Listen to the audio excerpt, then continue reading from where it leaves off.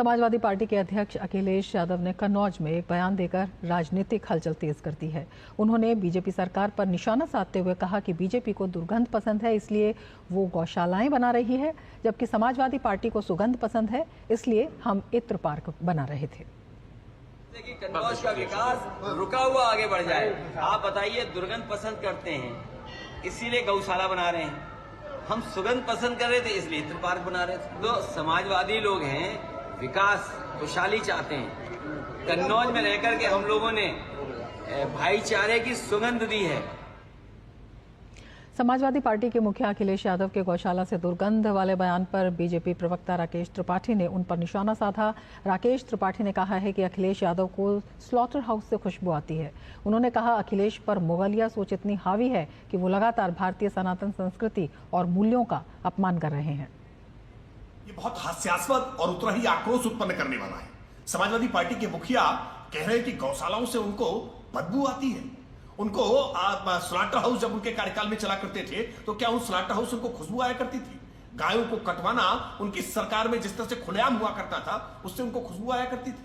ये बहुत दुर्भाग्यपूर्ण है। अखिलेश यादव जी जिस बिरादरी की राजनीति करते हैं, क्या उनकी बिरादरी इस बात को स्वीकार करेगी कि गौशालाओं से उनको बदबू आ रही है? जिनका परंपरागत व्यवसाय रहा है गौशाला, गौपालन करना, भैंस पालन करना, क्या उनको उससे बदबू आ रही है? अखिलेश यादव जी की मानसिकता आज तुगलकिया और इतनी मुगलिया सोच से बढ़ गई है कि आज वो भारतीय सनातन संस्कृति को अपमानित करने का कोई मौका नहीं छोड़ रहे। भाजपा सांसद संबित पात्रा ने भी अखिलेश यादव पर निशाना साधा। उन्होंने कहा कि ये सभी पार्टियां सनातन के विरोध में आवाज उठाती रहती हैं। उन्होंने कहा कि अगर हिंदुस्तान में रहकर कोई सनातन का विरोध करता है तो उसे हिंदुस्तान में राजनीति बंद कर देनी चाहिए। पार्टी के मुखिया अखिलेश यादव जी ने एक बहुत ही भड़काऊ बयान दिया है।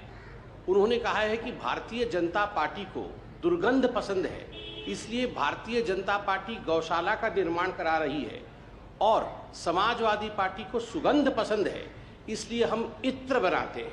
ये स्पष्ट रूप से दिखाता है कि इन लोगों को सनातन से लगाव नहीं है, सनातन विरोधी है। और मैं तो कहूँगा, अगर हिंदुस्तान में रह के सनातन से विरोध करते हो, हिंदुस्तान से रह के सनातन से आपको दुर्गंध आती है, हिंदुस्तान में रह के गौ माता से आपको दुर्गंध आती है, हिंदुस्तान में रहकर साधु संत को आप अगर सांड, छुट्टल सांड कहते हो, तो हिंदुस्तान में राजनीति बंद कर देनी चाहिए।